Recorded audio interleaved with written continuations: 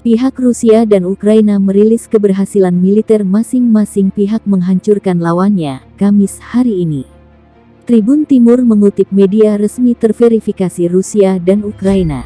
Juru bicara Kementerian Pertahanan Rusia, Majen Igor Konashenkov merilis, secara total, 181 pesawat tempur dan helikopter Ukraina, 172 kendaraan udara tak berawak, 170 sistem rudal anti-pesawat, 1.379 tank dan kendaraan tempur lapis baja lainnya, 133 sistem roket peluncuran berganda, 514 artileri lapangan dan mortir, serta 1.168 unit kendaraan khusus militer hancur selama operasi khusus ini.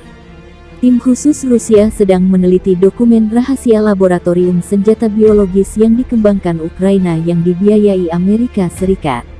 Dokumen penting akan dirilis ke publik betapa mengerikannya proyek rahasia ini, kata Igor.